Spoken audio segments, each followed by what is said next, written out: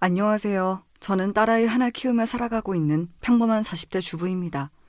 하나 있는 아이임에도 불구하고 막 사춘기에 접어든 아이인지라 손 갈 곳이 한두 군데가 아닌 탓에 아주 바쁘게 살고 있는 서툰 엄마이기도 하죠. 그러다 보니 결혼 전에는 자주 만나던 친구들도 이젠 특별한 행사가 없으면 얼굴 보기가 쉽지 않아요. 결혼해서 아이 키우시는 분들이시라면 아마 다들 공감하시겠죠? 사정이 이렇다 보니 비록 서로 얼굴은 모르더라도 누구보다 내밀한 속 이야기까지 공유할 수 있는 이곳 사연들이 참 친근하게 느껴집니다. 저 역시 결혼해서 살면서 겪은 이야기들을 모두 토해내자면 책 한 권으로도 부족함을 느낄 테지만 아무래도 제 속사정이다 보니 털어놓을 곳이 마땅치가 않았어요. 사실 남들 들려주기에 그렇게 유쾌한 일도 아니거든요. 그래서 오늘은 그동안 여러분들 귀한 사연 많이 내어주셨던 바로 이곳에서 제 이야기를 한번 털어놓아 볼까 합니다. 그래도 우리가 한 식구로 한솥밥 먹고 산 세월이 얼마인데 이렇게 우리 모자에게 야멸차게 굴 수가 있어? 남도 아니고 자식까지 같이 낳아놓고 살아놓고는 너 나중에 시연이 보기 부끄럽지 않을 수 있겠어? 어머니야말로 저를 시연이 엄마로 존중해 주셨다면 어떻게 이런 파렴치한 일을 벌일 수가 있어요? 저를 가족으로 먼저 대우해주지 않으신 건 어머님이 먼저예요. 저도 더 이상 이런 취급 받아가며 어머니 가족으로 살 생각 더는 없으니 죄 지은 만큼 벌 받으세요. 이 짧은 대화만으로 그동안의 제 결혼 생활이 어땠을지 대충 짐작이 가시죠? 결혼 생활 내내 제게 무시로 일관하던 시어머니에게 마지막 순간만큼은 통쾌한 한 방을 날리고 나왔습니다. 지금껏 누구에게도 속 시원히 얘기해보지 못했던 제 결혼 이야기 한번 들어보시겠어요? 저는 성격이 꽤나 무던한 편입니다. 웬만한 일로는 화도 잘 내지 않는 편이고 감정의 기복이 그렇게 심한 편이 아니에요. 그러다 보니 남들 눈으로 보기에는 다소 사람이 둔해 보이고 무덤덤해 보일 수도 있다고 생각해요. 저를 낳아주신 부모님께서도 예외가 아니시니까요. 우리 혜연이는 내 딸이지만 참 부처님 가운데 토막이 따로 없어. 예민하면 예민한 대로 살면서 스트레스 받을 일이 많으니 어떻게 보면 차분한 우리 딸 성격이 복일 수도 있겠다. 그래도 살면서 난 눈치 봐야 할 일이 얼마나 많은데 너무 무덤덤하기만 해서 혹시 여우 같은 인간 만나 괜한 상처받을까 엄마는 늘 걱정이야. 제 성격이 저희 부모님하고는 별로 안 닮았거든요. 오히려 엄마나 아빠나 젊어서부터 장사로 먹고 살아오신 분들이라 그런지 남들 눈치를 기민하게 알아채시는 분이었습니다. 그런 분들의 시선으로 보니 당연히 제가 걱정스러웠을 법도 해요. 하지만 부모님 걱정과 달리 무던한 저는 웬만한 사람 상처받을 일들도 어지간해서는 그렇게 예민하게 받아들여지지 않더라고요. 제 나름대로는 제 성격의 장점이라고 생각하는 부분입니다. 결혼할 때도 마찬가지였어요. 남편은 남들 눈을 많이 신경 쓰는 사람이었지만 그래서인지 좀처럼 남들 의견에 흔들리지 않고 뚝심 있게 제 할 일 해나가는 제 성격을 처음에는 참 마음에 들어 했습니다. 넌 타고난 성격이 예민해서 굳이 신경 쓰지 않아도 될 말까지 자꾸 신경 쓰게 되는 게 너무 스트레스인데 당신은 사람이 굳건하고 강해서 좋아. 사실 나도 남들 말 신경 쓰고 싶어서 쓰는 건 아니거든. 이래서 성격이 팔자라고들 하나 봐. 지금 와서 생각해보면 예민해서 항상 매사에 불만이 많은 남편이 끊임없이 내뱉는 하소연에도 제가 짜증내지 않고 무덤덤하게 들어줬던 게 좋았던 게 아닐까 싶기도 해요. 불평불만 많은 사람을 세상 그 누가 반기겠어요. 일부러 의식하고 조심해야 할 사람 앞에서 말을 가리는 게 아니면 툭하면 입에서 미운 소리가 튀어나오곤 했던 남편이니 마음 깊이 교류할 만한 진정한 친구를 갖기 힘든 건 당연한 일이었습니다.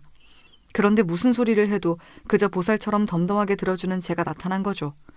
모르긴 몰라도 그 사람 저 처음 만나고 한동안은 실컷 제 얘기 털어놓느라고 적잖이 신이 났을 겁니다. 그런 단점이 있긴 했지만 예민한 사람답게 주위 사람 기분의 흐름을 예민하게 눈치채고 행동하는 센스 있는 점이나 기본적으로 사람 대하는데 싹싹한 모습 등 장점이 없는 사람은 아니었어요. 특히나 저랑은 성격이 거의 정반대에 가까웠기 때문에 남편의 그런 장점들은 제게는 없는 부분이나 마찬가지여서 그런 점들이 더 크게 다가왔던 것 같기도 합니다. 그리고 그 사람 하는 일이 영업이었어요. 별의별 사람들을 다 만나면서 생각지도 못하게 마음 상하는 일도 많고 사건 사고가 많을 만한 일을 하다 보니 저도 스트레스 받을 일이 많겠지 싶었습니다. 가뜩이나 성격도 저리 예민한데 먹고 살자고 성격에 맞지 않는 일임에도 저리 열심히 한다는 것도 그때는 성실함의 증거라고 생각했습니다. 마침 결혼 정년기이기도 했고 사람이 부족한 부분은 서로 채워가면서 하는 거지 생각하며 그 사람의 청원을 받아들였습니다. 저희 부모님은 처음에 제 남편을 퍽 마음에 들어 하셨어요. 아무래도 제가 말수가 적고 성격이 좀 무뚝뚝한 편이다 보니까 반대로 첫 만남부터 제 친정 부모님께 싹싹하게 구는 남편이 예뻐 보이셨던 모양입니다. 제 위로 오빠가 한 명 있긴 한데 오빠는 제 성격처럼 이렇게까지 무던한 편은 아니어도 말수가 적고 무뚝뚝하긴 매한가지였거든요. 우리 혜연이가 참 차분하고 진중하고 다른 건 다 좋은데 제 성격이 무딘 편이다 보니까 주변 사람들 감정 헤아리는 데 있어서 좀 부족한 부분이 있거든. 그런 부분을 우리 최서방이 잘 감싸 안아줄 수 있을 것 같아서 나는 이제야 좀 마음에 안심이 되네. 제가 밖에서 있었던 일로 기분이 예민해지거나 속상한 일이 있을 때에도 혜연이가 참 넓은 아량으로 저를 잘 품어주거든요. 저도 이렇게 제 모자란 부분까지 타박하지 않고 잘 감싸 안아주는 혜연이 만난 게 참 제 복인 것 같아요. 저희 서로 부족한 부분 함께 채워주면서 잘 살겠습니다.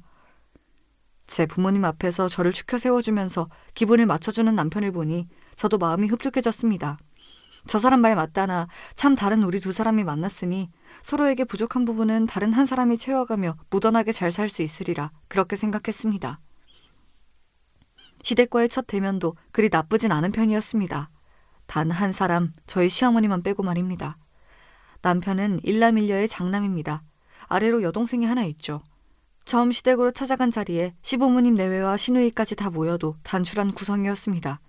당시에는 아직 시누이도 미혼이었거든요. 시아버지는 처음 저를 보시면서도 얌전하고 차분해 보이는 제 모습이 제법 마음에 드신 것 같았어요.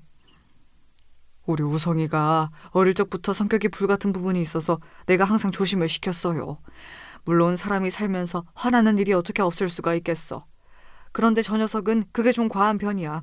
사내면 사내답게 좀 대범하게 넘길 줄도 알아야 하는데 어릴 적부터 성격에 예민한 부분이 있는 그거 하나가 내가 참 걱정스러웠어. 그런데 지금 아가씨를 보니 사람이 참 차분하고 심지가 단단해 보이는 것이 우리 우성이랑 같이 살면 합이 참 잘 맞을 것 같아서 내가 마음이 놓여요. 세월은 공으로 먹는 게 아닌 모양인지 처음 만나는 자리에서부터 제 성격이 아버님 눈에 고스란히 드러난 모양이었습니다. 사실 아버님이 생각하신 제 성격만큼은 그대로 맞아떨어진 게 맞긴 하지만요. 시아버지가 제게 그저 좋은 말만 해주셨다면 옆에 앉아 계시는 시어머니께서는 첫 만남부터 제 아들 깎아내리는 것처럼 느껴지셨는지 기분이 썩 좋아 보이지 않으셨습니다. 이 사람은 세 사람 불러다 놓고 아들 흉만 보고 계신데 아가씨 보고 우리 애 두고 도망가라고 고사 지내는 것도 아니고 이만하면 우리 아들도 제 앞가림 잘하는 귀한 내 자식인데 뭘 그렇게까지 말하고 그래요. 아가씨, 이 사람이 괜한 노파심에 하는 소리니 너무 심각하게 생각할 거 없어요. 네, 그럼요. 걱정하셔서 하시는 말씀인 줄 잘 알고 있습니다. 걱정 마세요. 이야기를 나누다 보니 시아버지께서 남편 성격에서 걱정되는 부분을 언급하면 시어머니가 득달같이 남편 편을 들어주는 일이 여러 번 반복이 되더라고요. 대충 집안 분위기가 어떻게 돌아가는지 짐작이 되었습니다. 조금 신경이 쓰였던 것은 제 오빠 편을 들어주는 시어머니를 볼 때마다 시누이 표정이 안 좋아진다는 점이었습니다. 이런 일에 그리 예민한 편이 아닌 제 눈에도 그게 눈에 띌 정도면 그 당시에도 시누이가 굳이 제 어머니에 대한 반감을 숨길 생각이 없었던 게 아니었나 싶어요. 결혼을 하고 나니까 그때 시누이 표정이 왜 그렇게 안 좋았던 건지 이해가 되었습니다. 남편의 예민한 성격은 제 어머니를 꼭 빼닮은 거였어요. 시어머니는 작은 일에도 쉽게 화를 냈습니다.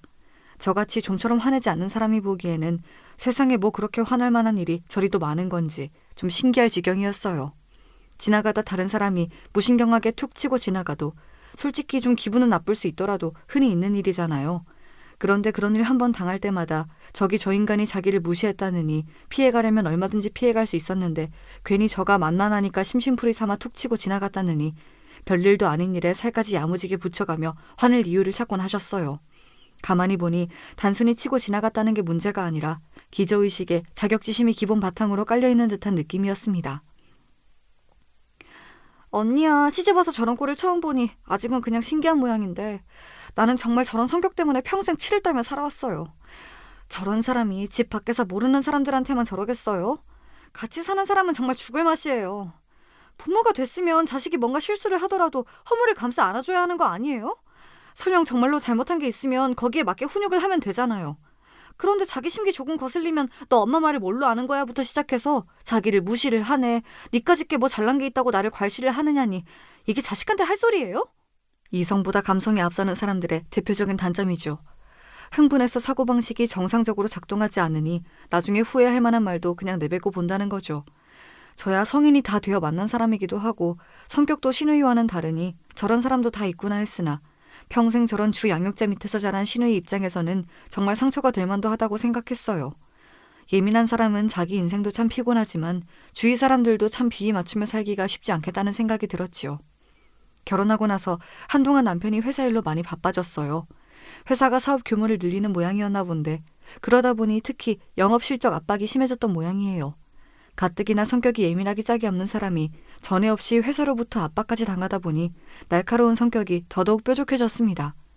결혼 전에도 자기도 모르게 말이 날카롭게 나와서 제 앞에서 흠칫하던 걸 몇 번 본 적이 있는데 상황이 이렇다 보니 말투에 날이 서는 건 어쩌면 당연한 일이다 싶었어요. 당신 오늘 많이 늦었네? 밖에서 힘들었을 텐데 야식이라도 좀 해줄까? 지금 시간이 몇 시인데 야식 타령이야. 가뜩이나 가고 싶지도 않은 술자리 불려다니느라 속에서 구멍이 날 것 같은데 이럴 땐 좀 눈치껏 빠릿빠릿하게 굴 수 없어? 제 딴에는 고생하는 사람 챙겨주려고 한 말이었는데 대번에 남편이 버럭하더군요. 피곤하고 스트레스 받을 일이 많으니 말이 곱게 나오지 않나 보다 싶긴 했으나 그렇다고 그게 걱정해주는 사람 함부로 대해도 된다는 뜻은 아니죠. 제가 성격이 무던하고 상처를 쉽게 받지 않는 편이라고 했지 사람 간의 기본 예의 범절까지 무시당해도 된다는 뜻은 절대로 아니었으니까요. 당신 말이 좀 과하네? 밖에서 힘들었을 거라는 건 이해하지만 그럴수록 제 사람들에게는 언행을 더 조심해야지. 이번 일은 당신이 나한테 분명히 잘못한 거야. 생각 제대로 돌아오고 나서 제대로 사과해줬으면 좋겠어. 그러고는 남편이 집을 들어오든지 나가든지 그만 신경을 딱 끊어버렸습니다. 저도 곰곰이 생각을 하다 보면 제 잘못을 깨닫겠죠. 저야 그동안 제 할 일 하면서 충분히 시간을 주면 될 일이었습니다. 아니나 다를까 그래도 본인이 잘못했다는 건 알았는지 남편이 제 눈치를 어지간히도 보더라고요. 그 기민한 사람한테 처음으로 강하게 제 의사표시를 했는데 신경이 안 쓰이면 그게 더 이상할 일이었습니다. 사실 그러고 나서 제가 뭘 더 한 건 없습니다. 그저 남편을 내버려둔 게 다였어요. 그것만으로도 예민한 사람에게는 대단한 액션을 취한 것 같은 효과가 나오더라고요. 여보, 내가 며칠 전에는 말이 너무 과했지. 회사 일이 고되다는 핑계로 내가 내 감정을 제대로 조절 못한 것 같아. 당신 말대로 밖에서 힘들수록 안에서 내 사람한테는 더 잘해야 하는데 미안해. 화 풀어줄 거지? 그야말로 알아서기는 남편 모습을 보자 대충 이 사람을 어떻게 다뤄야 할지 감이 오더라고요. 무던한 제 성격이 이럴 때 참 좋더군요. 길게 보면 이 싸움의 승자는 항상 제가 될 터였습니다. 남편이 제 눈치를 보는 티가 났던지 시어머니 심기가 매우 불편해졌습니다. 저를 보는 눈이 곱지가 않더라고요. 왜 아니겠어요. 본인은 본인 아들이 세상에서 제일 잘난 사람인 줄 아는데 저 미련 곰생이 같은 마누라 눈치나 보고 앉았으니 그 불같은 성미에 열불이 안 뻗칠 리가 있었겠습니까? 예, 너 남편 그렇게 기죽이는 거 아니다. 밖에서 고생하는 사람 집 안에서만이라도 마음 편히 지낼 수 있도록 내조를 잘해야지. 너 가만 보면 고민 척하면서 우리 우성이 쥐락펴락하는 게 아주 보통 내기가 아니야. 지금은 그게 네가 이기는 것 같아도 길게 봐서 가정의 평화를 생각하면 그게 현명한 행동이 아니야. 그저 집안 평안하도록 남편 심기에 각별히 신경을 쓰도록 해라. 본인도 그렇게 남편 기살려주는 타입은 아니신 것 같은데 아들 문제에 있어서만은 확실히 객관성을 잃고 계신 것만은 분명해 보였습니다. 내조니 남편 심기니 시어머니 입에서 나오는 그 어떤 단어도 본인과 어울리는 단어가 없다는 걸 알고는 계시는지 모르겠으나 어차피 집으로 돌아가면 안 들어도 될 이야기이기도 하니 그냥 네 대충 대답하고 넘어갔어요. 자기 성격 같으면 혼자서 쌓아도 10대 뻔은 감정을 쌓을 만한 일인데 정작 당하는 제 반응이 저렇게 심드렁하니 그건 또 그것대로 시어머니 열불을 터지게 만드는 것 같기도 했습니다. 그러나 시어머니 감정은 시어머니 소관이지 제가 어떻게 할 수 있는 건 아니지 않습니까? 매번 저렇게 열내시는 것도 정신 건강에 참 안 좋을 텐데 생각하면서 그 일 역시 무난하게 넘겼어요. 결혼하고 3년 좀 지났을 무렵 저희 부부에게도 귀한 새 생명이 찾아왔습니다. 저희 딸아이인 시연이가 태어난 거예요. 집안의 첫 손자이다 보니 모두 기쁜 마음으로 반겨준 아이였습니다. 신생아가 통잠 자기가 쉽지가 않은데 잘 울지도 않고 밥도 씩씩하게 잘 먹는 게 아주 장군감이었습니다. 시댁에서 보기에도 저희 친정에서 보기에도 예민한 남편 쪽보다는 무던한 제 쪽을 많이 닮은 아이였어요. 솔직히 다행이다 싶었습니다. 남편의 뾰족한 성격의 단점을 그 즈음에는 너무 많이 알고 있기도 했지만 옆에서 지켜보다 보니까 그런 성미 가진 사람들은 무엇보다 자기 스스로가 참 피곤해지더라고요. 제 성격이 좀 답답하게 느껴질 수도 있겠으나 이 성격 가지고 평생 살아보니 그러고 사는 저는 크게 상처받을 일도 없고 사는 게 나쁘지 않았거든요. 아이 입장을 생각해봐도 그 편이 낫지 싶었습니다. 바라 맞이한던 첫 아이를 품에 안았으니 남편이라고 기쁘지 않을 리가 없었죠. 남편이 눈에 넣어도 아프지 않을 정도로 우리 시연이를 사랑한다는 것 자체는 의심의 여지가 없었습니다. 그런데 사랑으로도 극복이 안 되는 문제도 있더라고요. 여보, 내가 아이 대할 때에는 일관적인 태도로 대해야 한다고 몇 번을 말해.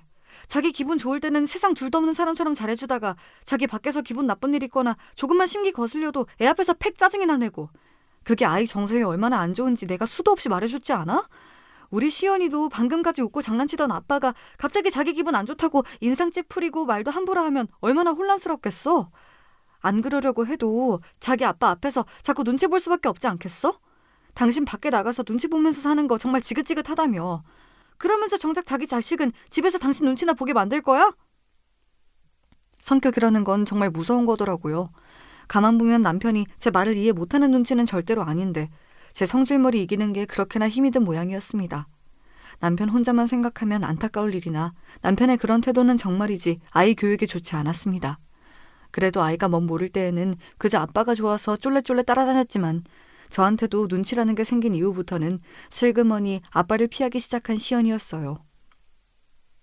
알아, 나도 노력하고 있어. 근데 사람 마음이 어디 마음먹은 대로 다 되면 세상에 성인군자 아닌 사람이 어디 있겠어. 나도 오죽하면 이러겠어? 그럴수록 엄마인 당신이 더 노력하면 되잖아. 그러는 게 부부 아니야? 처음 몇 번은 노력하는 신용이라도 해보려던 남편이 이러한 상황이 계속 반복되자 이제는 적반하장으로 나오기 시작했습니다. 하기야 좋은 말도 3번이면 지겹다는데 듣기 싫은 소리 반복해서 듣는 기분이 좋을 린 없었습니다. 하지만 저도 부모가 되었으면 할 도리는 해야죠. 다른 건 무던하게 넘겨줄 수 있는 문제라고 해도 아이가 상처받을지도 모르는 일을 그냥 지나가는 건 결코 있을 수 없는 일이었습니다. 다른 건 몰라도 우리 시연이 마음 다치는 꼴은 절대로 두고 보지 않을 거야. 당신 그렇게 당신 성질 못 이길 것 같으면 그럴 땐 차라리 집에 들어오지 마. 밖에 나가서 풀 거 다 풀고 애한테 아빠로서 제대로 대할 수 있을 때 그때 마음 갈무리하고 집으로 들어와. 나 이것만큼은 절대 양보 못하니까 그런 줄 알아. 정말로 이 문제만큼은 손톱만큼도 져줄 생각이 없었습니다. 당연한 거 아닙니까? 본인 성질머리가 그러면 애 앞에서 더 조심을 할 생각을 해야지. 그걸 어떻게 제 자식 앞에서도 그대로 팩 성질 부릴 생각을 하고 있어요? 그건 부모로서 절대 안 될 말이었죠. 그렇게 쫓겨났다고도 아니라고도 하기 애매한 때에 그 사람이 갈 만한 데가 어디 있겠어요. 결국은 또 제 모친한테 갔겠지요. 성격 똑 닮은 모자이니 서로 제욕하다 보면 시간은 잘 갈 터였습니다. 가뜩이나 본인이 살살 긁어도 넘어올 기미가 없는 저였는데 제 귀한 아들까지 내쳤다고 하니 시어머니가 또 파르륵거리더군요. 너 이제 하다 내 아들을 집에서 쫓아내기까지 하니? 네가 지금 그 정도로 살 수 있는 게 다 누구 덕분인데? 내 아들이 제 몸 갈아가며 뼈 빠지게 벌어다 먹여서 편하게 살고 있으면 받들어 모셔도 모자랄 판에. 이래서 집안에 사람이 잘 들어와야 해. 애초에 좀 있는 자식 며느리로 들였으면 우리 우성이 이렇게 고생할 일도 없이 팔자 피고 잘 살았을걸. 아이고 내 팔자야. 애초에 있는 집 자식이 어머니 아들 같은 사람 뭘 보고 결혼식이나 했겠어요. 하지만 그 말까지 했다간 괜히 또 긁어부스럼 만들 것 같아 잠자코 있었습니다. 자기는 길길이 날뛰고 있는데 또 저는 평소처럼 평온한 얼굴을 하고 있자 시어머니 우라통이 터진 모양이었습니다. 예, 너 지금 시어미가 말을 하는데 태도가 그게 뭐야? 너 정말 내가 그렇게 우스워? 내 아들도 쫓아내더니 이젠 시어미 말도 말같이 들리지가 않는다는 거야 뭐야? 저러다 혈압 터져서 쓰러지는 건 아닐까 싶었습니다. 이번에도 대꾸 안 했다가는 더 큰 난리를 칠 것 같아 제가 차분히 입을 열었어요. 그렇다고 어머님께 한 소리 들었다고 제가 불손하게 굴면 어머니 심기가 얼마나 상하시겠어요. 시연 아빠한테 그렇게 얘기한 건 아이 교육을 위해서 꼭 해야 할 말이었어요. 어머니도 시연이가 정서적으로 불안한 부분 없이 건강하게 잘 자라기를 바라시죠. 요즘 들어 애 아빠가 애한테 하는 태도가 너무한 부분이 많았어요. 길게 보면 결국은 우리 시연이를 위한 일이니까 어머니께서 아량을 보이셔서 조금 더 너그럽게 이해해 주세요. 말이 설명이지 솔직히 달래는 거나 다름없었어요. 다 맞는 말인데도 또 결국 본인이 진 것처럼 느껴졌는지 다시 소리를 지르려는 시어머니를 시아버지가 막아섰습니다. 시어머니가 저렇게까지 말을 하는데도 말귀를 못 알아듣고 잡돌이를 하려고 들어? 어른이 되어서 먼저 잘못한 자식을 꾸중하진 못할 망정 그놈도 이제 애 아범까지 된 마당에 무슨 10살 어린애라도 되는 것처럼 싸고들어. 싸고들게. 내가 정말 며느리 보기 민망해서 내가 그놈 그 예민한 성질머리가 언젠간 일을 칠 줄 알았어. 당신도 똑바로 들어. 내 보기엔 당신도 그놈이랑 하는 짓 하나 다를 거 없어. 시아버지 호령에 그제야 시어머니가 깨갱하더라고요. 희한한 게 그래도 시아버지 말씀에는 맥을 못 추는 시어머니였어요. 하기야 그러지라도 않았다면 두 분이 진작 갈라서도 이상할 게 없긴 하죠. 제 딴엔 우리 시언니와 남편 사이가 나중에 돌이킬 수 없는 지경에 이르기 전에 아직 아이가 어릴 때 바로잡을 수 있는 부분은 바로잡고자 남편에게 쓴소리를 한 거였는데 그게 남편 심기를 거스른 모양이었습니다. 남들 보는 눈 신경 쓰는 남편답게 부인이 집에서 내친 것도 자존심이 상하는데 그걸 들은 자기 모친이 제게 한 소리 하는 것까지 아무렇지 않게 넘어간 저이니 그 성질머리에 부하가 치밀어 올랐던 모양입니다. 여보, 내가 당신한테 밖에서 감정 정리하고 들어오라는 건 그렇게 감정을 다스리고 집으로 잘 돌아와서 우리 시연이랑 잘 지내보라는 뜻이었지. 이렇게 당신 멋대로 마음대로 외박하라고 한 소리가 아니야. 이래도 불만이고 저래도 불만이면 도대체 뭘 어쩌라는 거야? 밖에서 힘든 일 있는 것도 한두 번이 아닌데 나라고 화내고 싶어서네? 이만하면 나도 할 만큼 하고 있는 건데 당신은 무슨 불만이 그렇게 많아? 비뚤어지려고 작정이라도 한 인간 같았습니다. 이래서 사람 고쳐 쓰는 게 아니라고 하는 건가 싶었어요. 무엇보다 저로서는 남편의 심리가 당최 이해가 가질 않았습니다. 그럼 앞으로도 이렇게 자기 성질 다스리기 힘들면 저랑 저희 딸 안 보고 살기라도 하겠다는 거예요, 뭐예요? 그렇게 남편이 밖으로 나도는 날들이 많아졌어요. 마음 들 곳이 없어지니 제가 갈 곳이라고는 결국 친정뿐이더라고요. 차마 친정 부모님 걱정시킬까봐 못하던 이야기를 받아주던 건 하나뿐인 오빠였습니다. 오빠, 내가 나 살기 바쁘다고 친정 문제에 너무 관심이 없었지. 자식이라고 달랑 우리 둘뿐인데 오빠한테 부모님 문제 다 밀어놓기만 하고 내가 정말 미안해. 내가 너 어떻게 사는지 모르는 것도 아닌데 별소리를 다 한다. 제 가정 이러고 사는 게 다 그런 거지. 나라고 뭐 크게 다를 것 없어. 원래도 오빠나 저나 말수가 많은 편은 아니었기 때문에 그리 살가운 남매 사이는 아니었지만 아무래도 각자 가정을 이루고 나니 더더욱 둘이서만 얘기할 기회가 없더라고요. 오빠도 저희 친정엄마 통해 대충 제 상황을 듣기야 했겠지만 제게 직접 듣는 저희 시댁 소식은 또 다르게 느껴지는 모양이었어요. 사실 남편이나 시모나 성격이 그 정도일 줄은 몰랐던 것 같았습니다.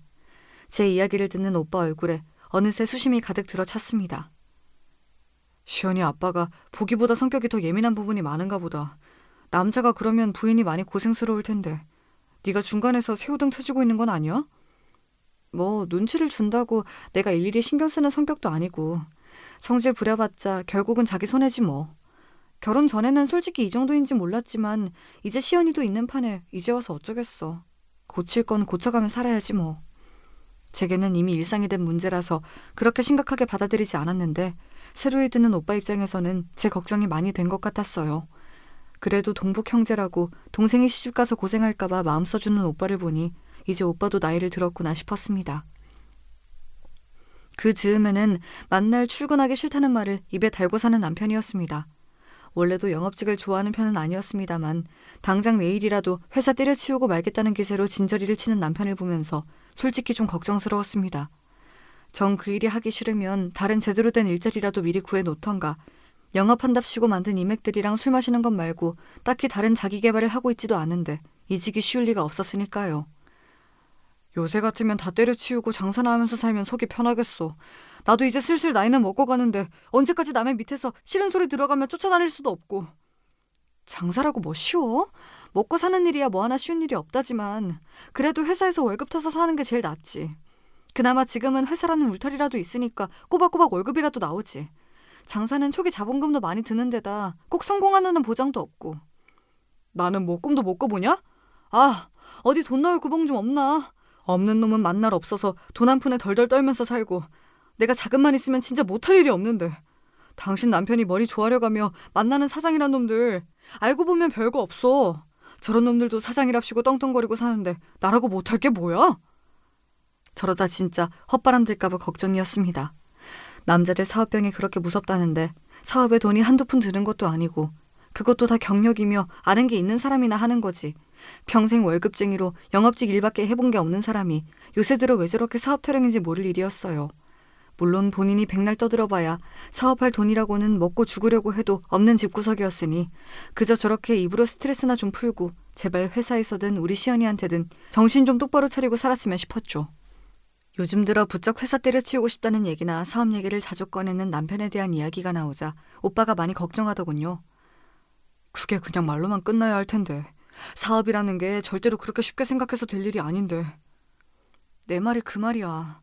도대체 어디서 무슨 말을 듣고 저런 헛바람이 든 건지 모르겠어. 그래도 자기가 뭘 할 수 있겠어. 사업이라는 게 돈이 어마어마하게 들어간다고 하던데 우리야 그 사람 월급으로 다달이 살기도 빠듯한걸. 저러다 말겠지 뭐. 그 말에 오빠가 마른 침을 꿀꺽 삼켰습니다. 오빠가 목소리를 낮추더니 제게 얘기하더라고요. 실은 나도 최근에 아버지 일을 정리하는 거 도와드리다가 알게 된 건데 아버지께서 우리한테 물려주실 게 좀 있으신가 봐. 부모님 아직 정정하시니 조만간 무슨 일이 있지 않겠지. 하지만 네 말대로 지금이야 어디 비빌 데가 없으니 그저 말뿐이라고 해도 생각지도 못한 목돈이 너한테 생겼다는 말 들으면 어떻게 반응할지 몰라. 사람이라는 게 돈 앞에서는 어떻게 나올지 알 수가 없더라. 내가 이런 말 한다고 너무 서운하게 생각하지 말고 오빠로서 혹시나 하는 노파심에 하는 말이니까 조심은 해두는 게 좋을 것 같아서. 저희 친정 부모님이 두 분 노후 준비가 되어 있으시다는 건 알았는데 저희 남매한테까지 유산으로 돌아올 만한 재산이 있는 줄은 몰랐습니다. 얘기 들어보니 그동안 오빠도 몰랐던 것 같고요. 평범한 중산층 가정에서 자란 저희이니 당연히 그렇게 생각할 법했어요. 저희 친정 부모님도 다 키운 자식들에게 경제적으로 기대지 않으셨고 그건 저희 역시 마찬가지였거든요. 몰랐던 소식을 들어서 조금 놀라긴 했으나 오빠 말에 기분이 나쁘진 않았습니다. 그동안 제가 들은 남편과 시어머니 이야기를 종합해보면 오빠가 저런 결론을 내리는 것도 무리는 않을 테니까요. 거기다 오빠 걱정에 타당한 부분도 있었죠. 제가 부모님께 얼마나 받을 수 있을지는 알 수 없더라도 가뜩이나 회사 관두고 싶다는 말을 달고 사는데 제 주머니에 돈이라도 들어오면 과연 그 앞에서 남편이 평정심을 유지할 수 있을지 당장 저조차도 의심스러웠으니까요. 오빠와 그런 이야기를 주고받을 때까지만 하더라도 유산에 대한 이야기를 전혀 실감하지 못했어요. 친정 아버지께서 그렇게 갑작스럽게 떠나실 줄 알았더라면 아버지 얼굴 한 번이라도 더 뵈러 갔어야 하는 건데 하나뿐인 딸로서 부족함이 많았던 것 같아 가슴이 많이 아팠습니다. 정말이지 상상도 하지 못했던 비극적인 사고였습니다. 갑작스러운 아버지의 사고 소식에 온 친정 식구들이 슬픔에 잠겼으나 그래도 길게 고통받지 않으시고 일찍 편안해지신 거라고 생각하자며 미어지는 가슴을 부여잡고 애써 서로를 다독였습니다. 당연히 저희 집안의 유일한 사위이니 남편도 상주로서 함께 빈소를 지켰어요. 아버지가 그동안 쌓은 인망이 좋으셔서인지 3일장 내내 조문객이 끊이지 않아 저희 가족은 아버지를 보내드린 슬픔에 온전히 잠겨있을 여유가 없을 정도였습니다. 워낙 찾아오시는 분들이 많으시니 그분들 하시는 말씀을 저희가 다 듣고 있을 새도 없었고요. 아무래도 그때였던 것 같아요. 생각지도 못하게 제 부인이 제 장인으로부터 거액의 유산을 물려받을지도 모른다는 소식을 듣게 된 건 말이죠. 아까 장인어른 옛날 동료분께서 하시는 말씀을 들어보니까 장인어른께서 예전에 투자해둔 변두리 건물이 시세가 많이 올랐다고 하시더라고. 당신 왜 그런 얘기 안 했어? 나도 몰랐으니까. 나나 오빠나 우리 엄마 아빠한테 그런 거 바란 적 없어. 돈 얘기 중요하다는 거 나도 아는데 우리 아직 상중이야. 나중에 정리를 할 때 하더라도 아버지 가신 지도 얼마 안 됐는데 나 이런 얘기하는 거 불편해. 가뜩이나 장례 내내 거의 밤을 새다시피 해서 신경이 곤두서 있었는데 은근슬쩍 유산 욕심을 보이는 남편이 마뜩치 않아 말이 곱게 나가지 않더라고요. 본인 부모여도 상중에 나한테 저런 소리를 할까 싶어 솔직히 좀 실망스럽기도 했습니다. 어차피 받을 유산 며칠 늦게 물어본다고 어디 가는 것도 아닌데 꼭 이런 타이밍에 저렇게 눈치 없이 굴어야 하나 싶었죠. 평소에는 그렇게 남들 눈치를 살피면서 돈 욕심 때문에 그런 생각도 못하는 건지 아니면 할 필요도 없다고 생각하는 건지 하여튼 마음에 드는 게 하나도 없었어요. 오빠가 전에 걱정하면서 해주던 얘기도 생각나고 머릿속이 복잡해졌습니다. 그렇게 장례가 끝나고 본격적으로 유산에 관한 이야기가 나오게 되었어요. 전에 오빠한테 들었던 이야기도 있고 해서 일단 그 자리에 남편은 동석하지 않고 친정엄마와 저희 남매 둘이서 먼저 이야기를 시작했습니다. 너희 아버지 사고로 보상금이 나온 건 알고 있지? 돈이 아무 죄가 없다지만 솔직히 내가 그 돈 갖고 있고 싶지가 않구나. 나야 지금 사는 이 집도 있고 나 죽을 때까지는 모자라지 않을 만큼 그 사람이 생활비도 남겨줬고 너희한테 따로 얘기는 한 적 없는데 예전에 너희 아빠가 거래하던 사업체가 부도가 나는 바람에 현금 대신 부동산을 하나 받은 적이 있어. 그게 그 당시에는 워낙 총구석의 낡은 건물이라서 사실 돈 될 만한 건 아니었는데 우연찮게 그 주변에 리조트가 들어서게 되어서 생각지도 못하게 시세가 많이 올랐더라고. 우리가 다른 건 가진 게 없고 줄 거라고는 그거 하나뿐이라 이참에 보상금 나온 거랑 같이 너희들한테 나눠줄까 한다. 남편이 들었다던 얘기와 거의 비슷했습니다. 자식들도 모르는 이야기를 어른들끼리는 잘도 아시는구나 싶었습니다. 저희 남매가 그동안 부모님 재산이 관심이 없어도 너무 없기도 했고요. 그렇게 조용히 고개만 주걱거리던 저희 남매는 친정엄마가 말씀하신 유산 규모에 그만 입이 떡 벌어졌어요. 14억이요? 그래, 부동산 처분한 거랑 보상금 합치니 그 정도 되더구나. 상속세며 세금 다 뗀 금액이 그만큼이니까 너희 둘이 각각 7억 정도라고 생각하면 된다. 복잡한 건 너희 아버지 생전에 함께 처리를 했으니 니들이 달리 신경 쓸 건 없고. 예상보다 금액이 너무 컸습니다. 태어나서 구경도 해본 적 없는 큰 돈이었어요.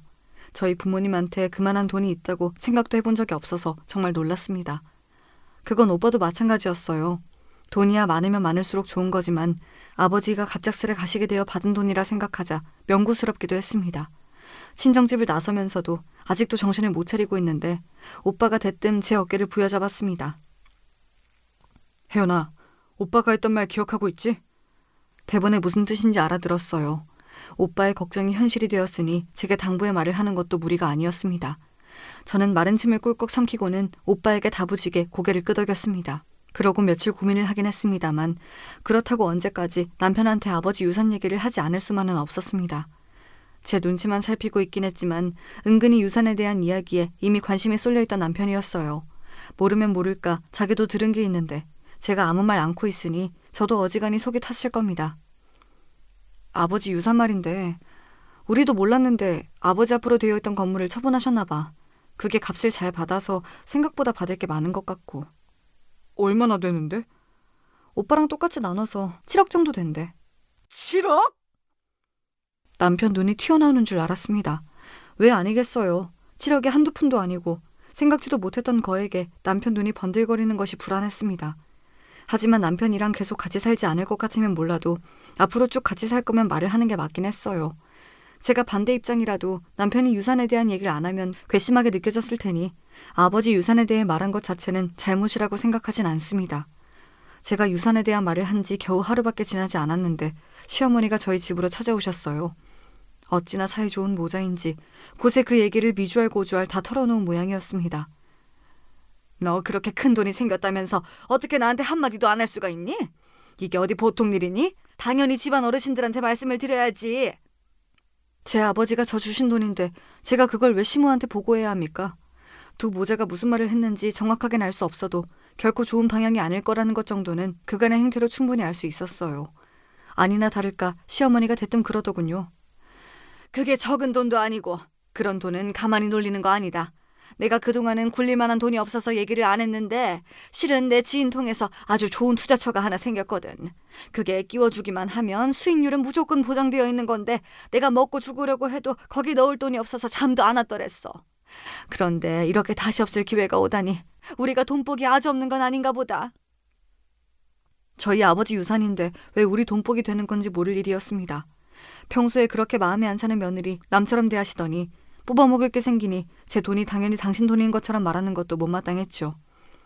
그런 쪽으로는 생각을 안 해봐서요. 그리고 세상에 무조건적으로 수익률이 보장된 투자처라는 게 어디 있겠어요.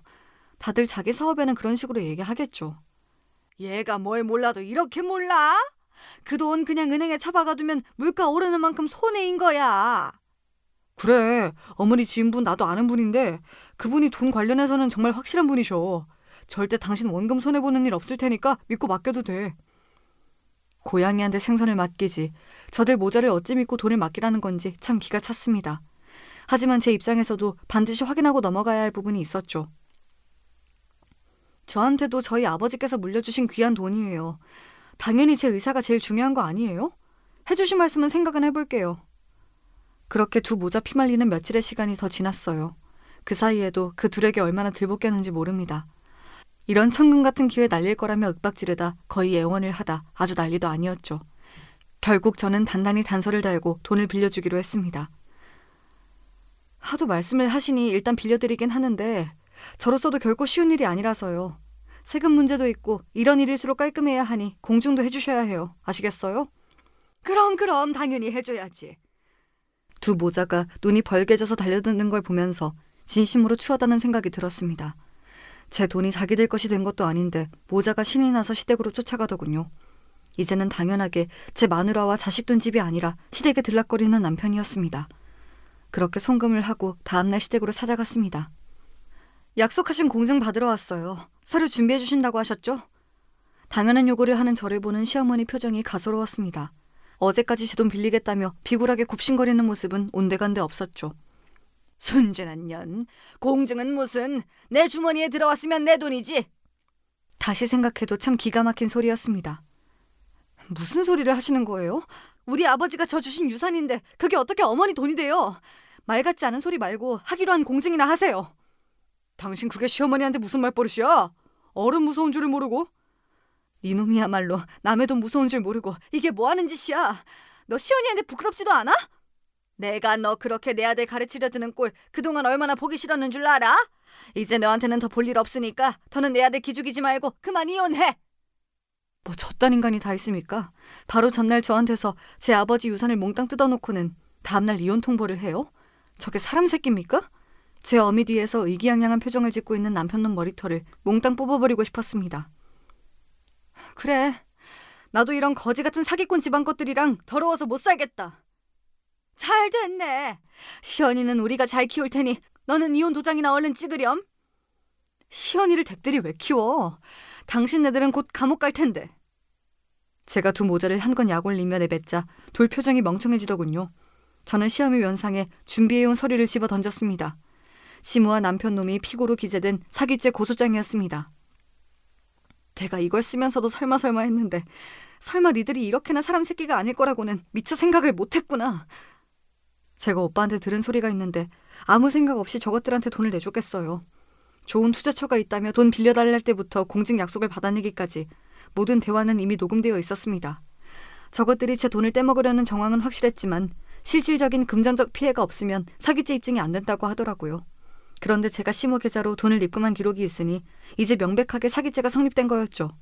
제게 돈 뜯어내겠다고 두 모자가 난리를 치는 며칠간 저도 만반의 준비를 하느라 꽤 바빴거든요. 내가 거지 같은 너희 모자 뭘 믿고 그 거금을 주겠어. 이 쓰레기 같은 것들. 도대체 무식도 정도 것이지. 내가 녹음을 안 했다 치더라도 그 큰 돈이 오간 기록이 있는데 판검사들이 바본 줄 알아? 당연히 나한테 돌려줘야 할 돈이라고 하겠지.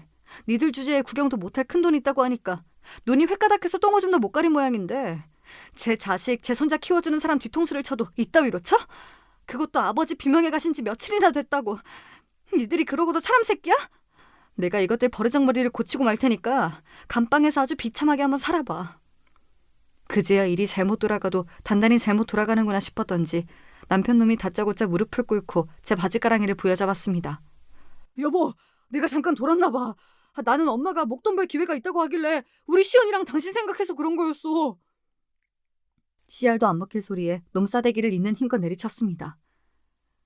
우리 아빠 유산 다 빼먹고 이혼하란 네 어미 소리에 팔짱이나 끼고 있던 놈이 어디서 입에 침도 안 바르고 거짓말이야.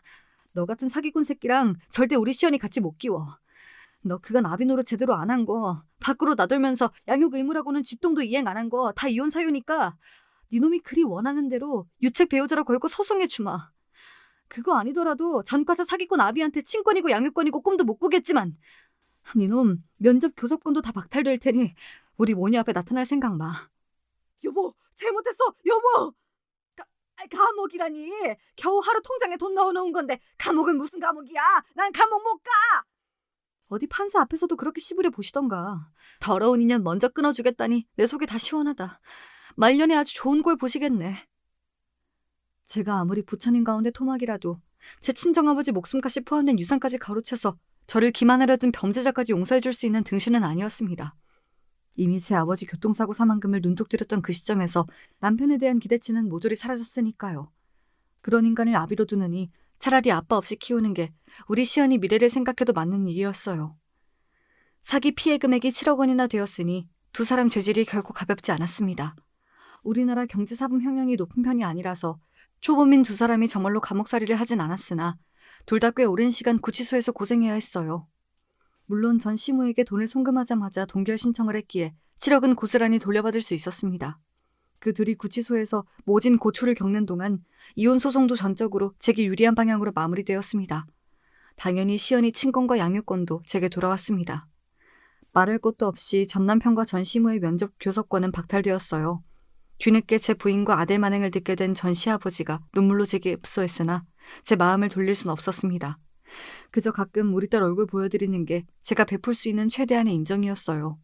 뒤늦게 소식을 전해들은 시누이 또한 경악했으나 그 둘에 대한 동정심은 찾아볼 수 없더군요. 솔직히 놀랍지도 않네요. 언니가 고생 많았어요. 이제 그런 거지 같은 인간들이랑 엮이지 말고 언니도 언니 인생 살아요. 그렇게 오래 구치소 신세를 졌는데 전과가 없다 한들 그 두 사람 남은 인생이 평탄할 리가 없었습니다. 전 남편은 직장에서 해고되었습니다. 그렇게 다니기 싫다고 연부를 외던 직장인이 뭐 잘된 일이네요. 전 시모야 더했죠.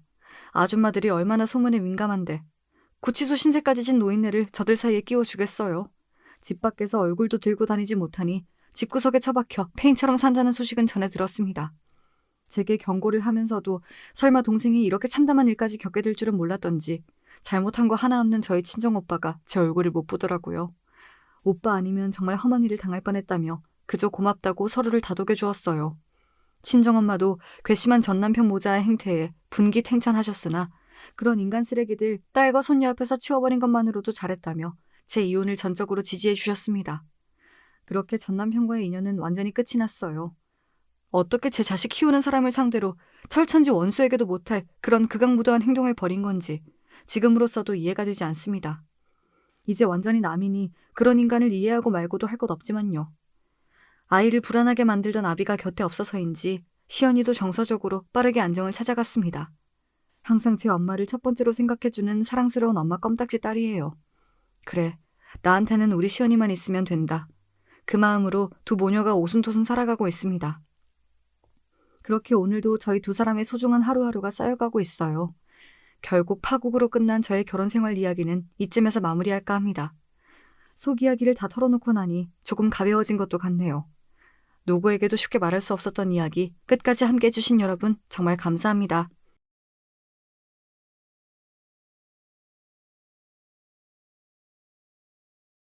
안녕하세요. 하루 종일 날씨가 흐릿한 날 경기도 모처에서 제 이야기를 사연으로 보내보고자 컴퓨터 자판을 두드려 봅니다. 겉으론 그저 평범하게 나이 든 아줌마에 지나지 않아 보이는 저에게도 나름의 사연이란 게 있었죠. 어쩌다가 남편하고 인연이다 결혼까지 하게 됐고 저는 당시 20대 중반의 나이에 집안 형편도 어렵고 가방 끈도 짧고 배운 기술이 있는 것도 아니었으니 주변에서 온통 적절한 때에 시집 잘 갔다는 소리만 들었습니다. 그래서 저도 그런 줄로만 생각했고 기쁨 속에서 결혼 생활을 시작했던 것 같아요. 남편은 성격이 좀 변덕스러워서 맞추기가 여간 까다로운 것이 아니었으나 감내할 만은 했습니다. 결혼을 했다고 해서 제가 일을 아예 안 다닌 것은 아니었기 때문에 작은 사무실에 출퇴근을 하면서 남는 시간에 집안 살림을 하고 시댁에 들러서 며느리 노릇을 다 하고 그렇게 지냈죠. 고단하긴 해도 모든 게 괜찮았습니다. 계속해서 뱃속에 아이가 안 들어서는 게 문제로 여겨지기 전까지만 그랬어요. 결혼하고 나서 3년이 지날 무렵부터 아이 소식이 아직도 없다는 것을 시댁 측에서 이상하게 여기기 시작했습니다. 그러면서 절 향한 멸시, hir난, 구박이 시작됐던 것 같아요. 저도 답답해서 미칠 노릇이었습니다. 제발 뱃속에 아이가 찾아왔으면 한다고 매일 밤마다 빌었지만 한 번도 소식이 없었어요. 당시에 제가 느끼기에 남들은 결혼 3년째 아직 아이가 없는 경우는 생겼다가 유산한 경우밖에 없던데 전 그런 것조차 없었으니 이루 말할 수 없이 속상했습니다. 누구보다 당사자인 제가 가장 속상했지만 시댁 식구들은 절 향해 아이도 못 갖는 주제에 끈질기게 며느리 자리만 지키면서 버텨대는 철면피라고 그렇게 부르며 손가락질을 했습니다. 여보, 남들은 별로 어렵지 않게 갖는 게 이세 같던데 왜 우리 부부한텐 아직도 소식이 없을까요? 글쎄, 삼신 할망구가 우리 집을 못 찾아오나 보네. 길치가 따로 없어. 하지만 그런 상황 가운데 초조해하며 하루하루 피가 말라가는 건 저뿐인 듯 했습니다. 남편은 강 건너 불구경을 하듯 항상 태도를 그렇게 굴었죠. 제가 시댁 식구들에게 구박을 심하게 받는 것도 남편은 알았지만 그건 역시 남일 보듯이 굴었습니다. 그렇게나 부부간에 유대감이 없는 남자였는데 전 그런 것도 당시에 고려하지 못하고 그저 제가 떨어지지 않기 위해선 꼭 붙잡아야 할 유일한 생명줄인 것 마냥 남편을 그렇게 여겼던 것 같아요.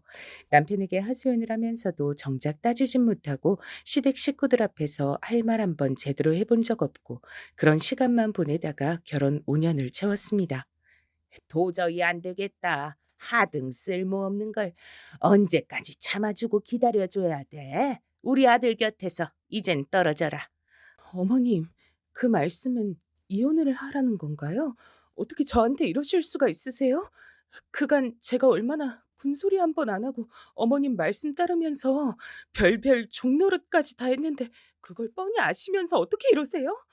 종노릇이라니? 너 어디 가서 말 조심해. 누가 보면 내가 며느리 잡아먹는 시어머니인 줄 알겠다. 나같이 인내심 좋고 생각 깊은 사람이 또 어디 있다고. 그런 황당한 오해받는 건 상상만 해도 억울해. 어휴, 넌 그냥 입이나 꼭 다물고 우리 아들하고 이혼해. 나도 귀한 아들한테 이혼 딱지 붙여주기 싫은 엄마인데 네가 애 하나 못 가지는 몸이니 뭘 어쩌겠어.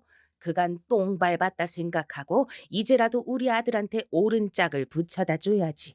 하여간 넌 쓸데없는 소리 하고 다니지 말고 입 꼭 닫고 이혼만 해주면 돼. 어려운 거 아니잖니? 결혼하고 5년 동안 아이 소식이 없었을 때 시어머니로부터 그런 소리를 들었습니다. 이혼하고 몸만 달랑 나가달란 통보였죠. 남편의 재혼에 걸림돌이 되면 안 되니까 이혼하면서 입을 가만히 닥치고 꺼져달란 요구까지 함께였습니다. 그런 걸 요구할 거라면 적어도 대가는 있어야 했던 거 아닐까요? 제가 얼마나 우스운 존재로 비춰졌으면 10원 한 장 내미는 법이 없었을까요? 그간 눈칫밥을 지독하게 먹어오면서 어떻게든 버티고 살려고 했던 저의 부단한 모든 노력들이 사실은 아무 의미도 없는 것이었다는 판결문이 내려진 것 같아서 너무 비참했습니다. 시어머니께서 말씀하시길 남편도 이미 저와 이혼하는 것에 긍정적으로 동의를 했다고 하셨어요. 거기까지 듣고 나자 견딜 수가 없어진 전 극심한 스트레스 때문이었는지 복통을 호소하며 쓰러졌습니다. 전 병원에서 눈을 떴고 의외의 사실을 알게 됐어요. 의사의 말에 귀를 의심했죠. 네? 뭐라고요? 제가 임신을 한 상태라고요? 검사를 해보니까 임신 상태였을 뿐더러 무려 13주나 되어 있었어요. 그런데 배가 전혀 안 나와서 제가 눈치를 못 챘던 겁니다. 아이고 참나. 임신 소식을 이렇게 요란하게 알리는 며느리 얘긴 내가 듣도 보도 못했는데 넌 참 유난이다. 시어머니께선 민망함을 털어내시려는 듯 연신 제 옆에서 손 부채질을 하며 말씀을 하셨습니다. 남편은 구석에서 자고 있었어요. 살짝 코까지 골면서 팔자 한번 좋아 보였죠. 다른 환자들과 같이 쓰던 다인용 병실이었기 때문에 저는 남편의 그런 모습이 창피하고 민망하였으나 시어머니께선 기특한 우리 아들을 바라보는 눈빛으로 흐뭇해하셨죠. 어머님, 그러면 이제 이혼 얘긴 없어진 건가요? 제가 임신을 했잖아요. 그 그래야지. 너도 참 내가 하도 오래도록 손주 탄생을 기다리다가 목이 빠지게 돼서 섭섭하고 답답한 마음에 한 소리를 한 것 좀 가지고 혼자 진지해져서 왜 그러니? 이혼이란 게 어디 쉬운 일이야? 그냥 한 번 해본 소리나 마찬가지였어. 네? 저는 충격받아서 쓰러지기까지 했는데 자칫 잘못했으면 뱃속의 아이도 잃을 뻔한 복통이었는데 어머님께선 그냥 해본 소리였다고요? 그러길래 누가 그렇게 심이 약하래? 그래가지고선 애 낳기나 하겠어? 뱃속 아이가 무사히 태어나나 안 태어나나 내가 그것도 가만 두고 봐야겠구나. 그리고 이왕이면 꼭 나한테 손자를 안겨줬으면 한다. 손녀 말고 손자. 알았지? 시어머니께선 짜증을 내시며 나가버리셨죠. 그리고 이튿날 제가 태어날 때까지 와보지 않으셨습니다. 와서 하는 것 없이 자기나 하던 남편은 정작 제가 태어날 때 일이 바쁘다면서 와주질 않았네요. 그래도 저는 뱃속에 아이가 있어서 더 이상 외롭다는 생각은 들지 않았어요. 생명이 제 안에서 자리를 잡았다는 것 자체로도 놀라운 기적이더라고요. 아직 얼굴을 보지도 못했는데 벌써부터 든든했고 의지가 됐습니다. 이 세상 유일무이한 제 분신이 저의 뱃속에 들어있다는 게 믿어지지 않았고 너무 늦게 알아차려서 미안한 마음뿐이었어요. 몇 주 후 검진차 찾아간 병원에선 뱃속 아이의 성별을 넌지시 알려줬습니다. 우회적인 표현이었지만 바로 알아들을 수 있었죠. "어때? 오늘은 성별 구분이 된다고 하든 다녀온 병원에선 뭐래? 아들이래? 아들이라고 하지?" "아, 그게요. 어머님 병원에서 말하길 리본이 어울릴 것 같다고 그렇게 알려주더라고요." "뭐라고? 리본? 그렇다면 뭐야? 딸년이란 소리야? 머리에 리본 꽂고 다니는 건 딸년들이나 하는 거잖아.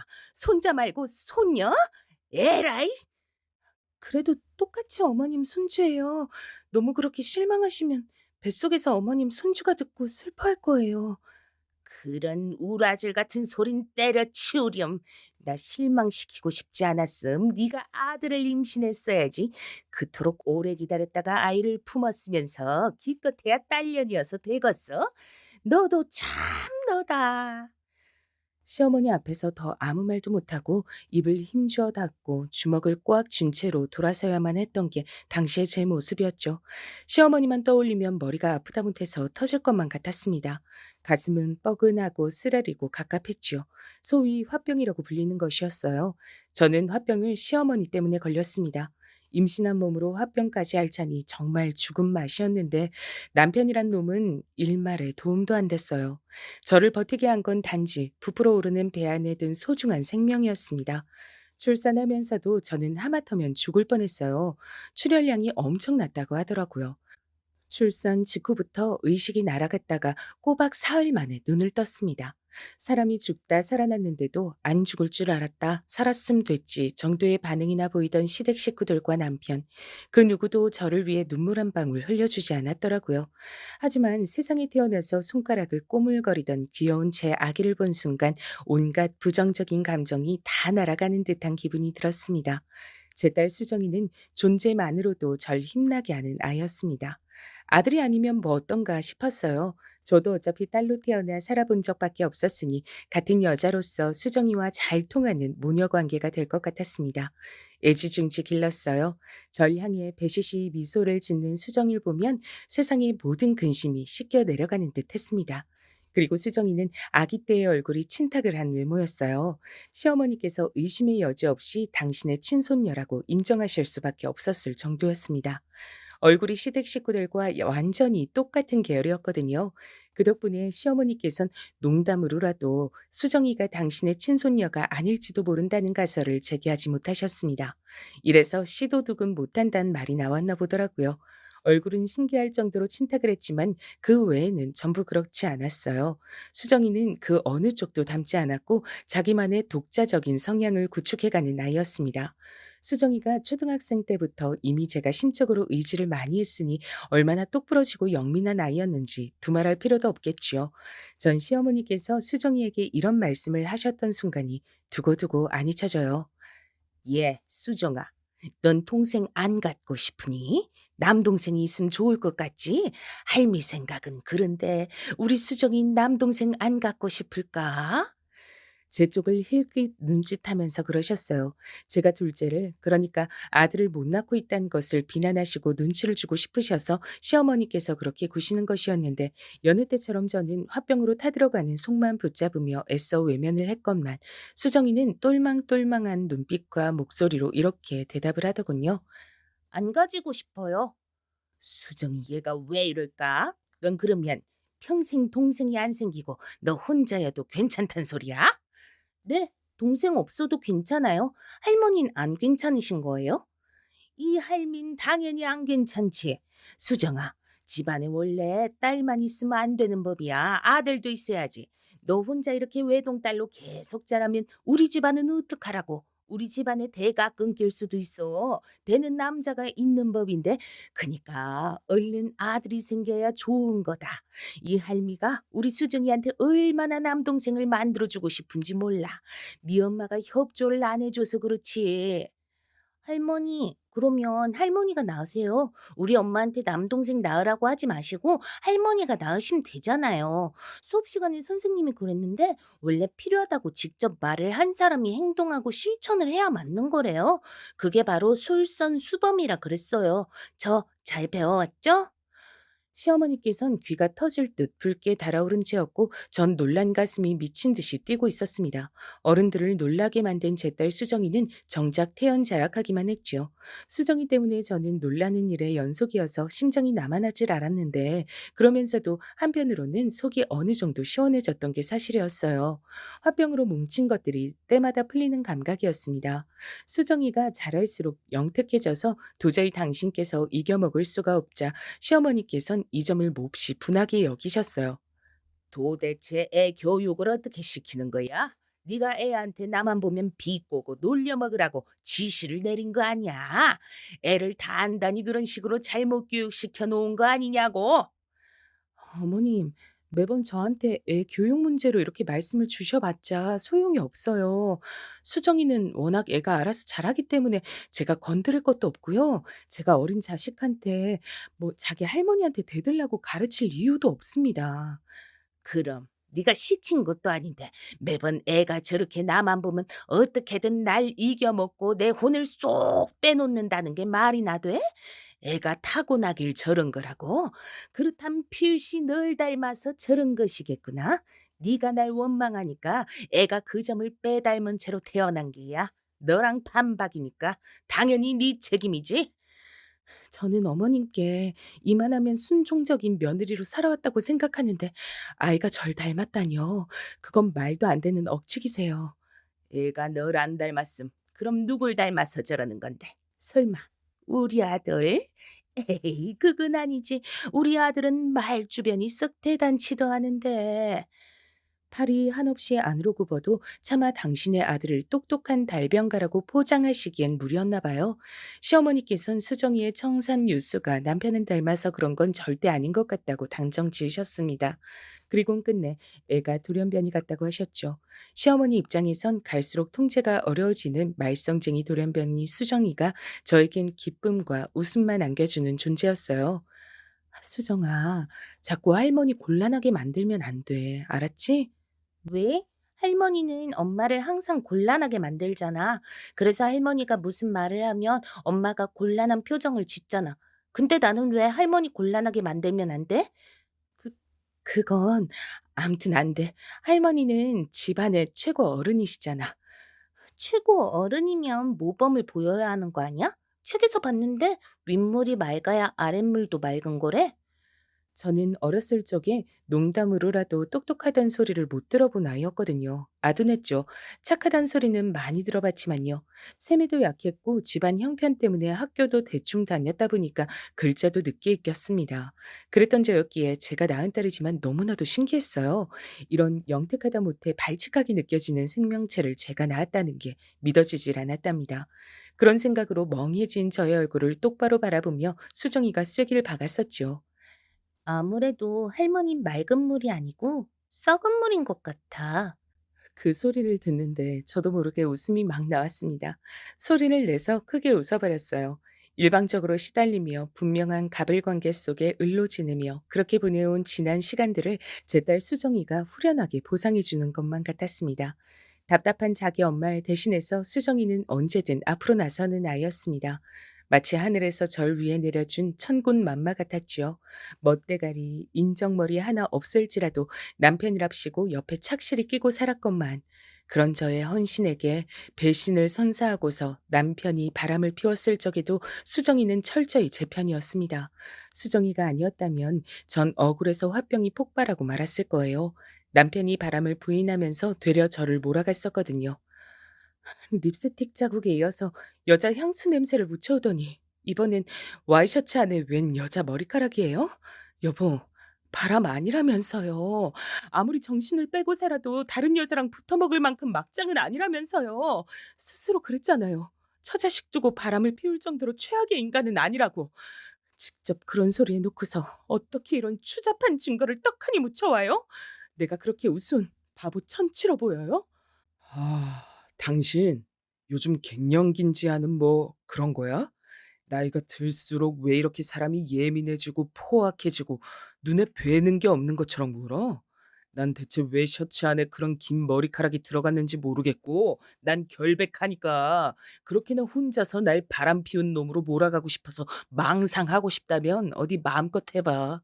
그런다고 해서 내 결백함이 사라지는 건 아니니까. 당신은 혼자 망상 실컷 하면 돼. 그런 거 참다가 정신병원 가는 것보단 낫지. 안 그래? 정신병원? 여보, 어떻게 바람을 피운 사람의 입에서 망상이란 소리가 나올 수 있어요? 나한테 조금도 미안하지도 않나 봐. 당신이 그러고도 자식을 둔 애아빠라고 할 수 있어? 의부증 환자가 따로 없네. 제발 정신 좀 차려. 슬슬 당신의 이런 의심 지겹다 못해서 짜증이 나려는 참이니까 홧김에 정신병원에 넣어버리는 수가 있어. 저는 남편이 그렇게 나오니까 덜컥 겁이 나서 무서워졌어요. 꼼짝을 못했죠. 제 친정은 힘이 없었고 전 항상 덜 아픈 손가락 취급받는 자식이었기 때문에 그 어떤 원조나 비호도 받아본 일이 없었습니다. 궁지에 몰리는 이런 순간에 도움이나 조언을 청할 곳도 없었어요. 그러나 그때 나서준 것이 바로 제 딸 수정이었습니다. 아빠, 그렇게 발뺌하셔도 소용없어요. 사실 엄마하고 저 이미 다 알고 있어요. 아빠가 상습적으로 바람 피우신 거. 왜냐면 엄마가 심부름센터에 일을 맡겨서 아빠 뒷조사에 들어갔었거든요. 그래서 진작에 다 알고 있었어요. 증거도 더 가지고 있었고요. 뭐라고? 심부름센터? 내 뒷조사? 네 엄마처럼 간이 콩알 만한 여자가 설마니 진짜로? 수정이의 거짓말에 제가 깜짝 놀라고 있는데 남편은 더 놀라서 뒤집어지려고 하더군요. 그때 눈이 마주친 수정이가 저한테 얼른 윙크를 보내왔습니다. 그래서 전 그런 게 아니라는 말도 못하고 우물쭈물하고 있었어요. 그런데 남편이 다 이실직고를 한 겁니다. 오호라, 그래. 진작 알고 있었단 거지? 그래 놓고서 일부러 날 가만히 지켜본 거야? 내 입으로 실토하길 기다리면서? 맞아. 당신이 아는 그대로야. 그 여자들하고 내가 돌아가면서 3년 넘게 바람 피웠어. 근데 진지한 감정인 것도 아니었지만 당신은 이런 것 하나도 이해를 못 해줘? 어디서 여자가 건방지게 심부름센터 같은 걸 이용할 생각을 해? 3년 넘게 바람을? 한 명도 아니고 여럿하고? 예상은 했지만 훨씬 더 추잡한 사람이었구나. 나 이제 어떻게 당신 얼굴 보면서 한 집에서 살아야 하는지 모르겠네요. 그게 무슨 소리야? 진작에 다 알고 있었단 거 아니었어? 왜 지금 한 것처럼 충격을 받아? 서, 설마 수정이 네가 말을 지어낸 거였어? 이런 괘씸한 것? 실토를 한 남편은 그제서야 함정에 빠졌던 걸 눈치챘지만 수정인 꼼꼼하게 녹음까지 해낸 뒤였죠. 걸핏하면 남편에게 성격이 이상하다느니 의부증 환자 같다느니 이런 소리를 들어온 제 속이 다 후련해지는 순간이었어요. 저는 왜 여태까지 이런 기발한 방법 하나를 떠올리지 못하고 대처도 못했을까 싶어 솔직히 말하자면 제 딸 수정이 앞에서 민망하고 면목이 없기도 했습니다. 우리 수정이 덕분에 속 시원하게 진상을 알게 됐네. 고마워. 우리 딸이 아니었으면 엄마는 또 억울했을 거야. 엄마, 이번엔 이혼할 거지? 뭐? 이혼? 글쎄, 우리 수정이 아직 대학도 안 갔는데 어떻게 엄마가 이혼 생각을 할 수 있겠어. 그건 나중에 한번 생각해 볼게. 나중에? 언제? 엄마 다 늙고 나서? 그럼 무슨 소용인데? 엄마, 자식 위해서 참고 사는 거, 그거 자식 위하는 거 아니야. 엄마가 안 행복한데 그 모습 보면서 자식이 어떻게 행복할 수가 있겠어? 맨날 할머니는 엄마 욕하고 깔보고, 아빠는 엄마 무시하고. 이게 정상이야? 그런데도 엄만 속 시원히 대꾸 한마디 못하고 꾹 참으면서 사는 거, 그렇게 사는 거 맞는 거냐고. 난 싫어. 엄마가 하루라도 빨리 자유롭게 살았으면 좋겠어. 나도 아르바이트 열심히 하면 되니까 나 키운다고 돈 들어갈 걱정 너무 하지 말고 그냥 엄마 편한 대로 하면 안 돼? 수정이가 작정하고 제 앞에서 이혼 얘기를 꺼냈을 때 전 주책스럽게도 눈물이 흘렸습니다. 전 그토록 나약한 엄마였어요. 딸이 꺼낸 이혼 이야기 앞에서 울기나 하다니. 이렇듯 엄마 자격이 없는 제가 수정이처럼 영민한 아이의 엄마여도 되는 것인가 싶었습니다. 하지만 수정이가 절 위한 천군만마한 생각을 머릿속에 떠올리면서 전 솔직하게 마음이 이끄는 대로 말을 꺼냈죠. 수정아, 엄마가 사실은 어떻게 해야 좋은 길인지 모르겠어. 나 자신을 위한 결정을 해본 적이 없었고, 상황이 닥치는 대로 늘 그렇게만 살아왔기 때문에 내가 주체적으로 어떤 큰 결정을 내린다는 게 너무 낯설고 또 겁이 나기도 해. 이혼 때문에 네 할머니랑 갈등을 빚을 생각만 해도 심장이 막 떨려서 무섭고 그래. 엄마 참 못났지.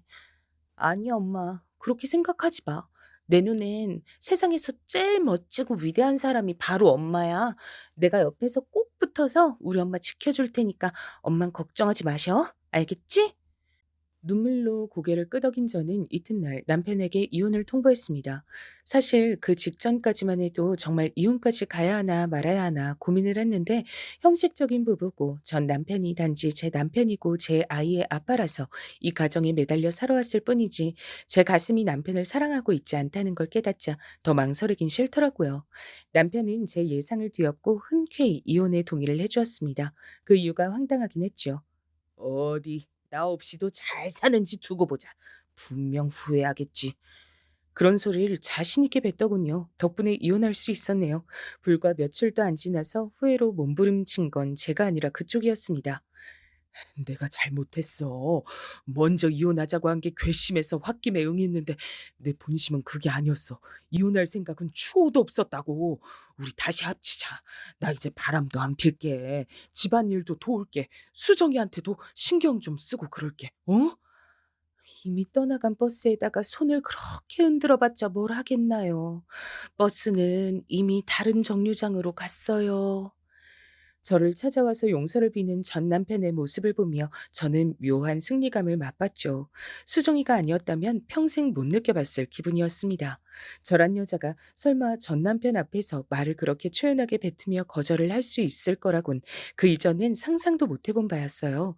심장이 막 떨렸으나 기분만은 상쾌했네요. 구질구질하게 매달리던 전 남편은 그렇게 떨쳐냈는데 관건은 전 시어머니였습니다.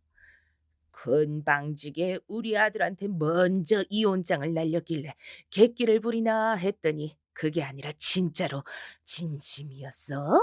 수정이하고 둘이 살겠다고 얻은 이 원룸 꼬라지를 보니까 너무 가짜나서 말문이 막힐 지경이구나.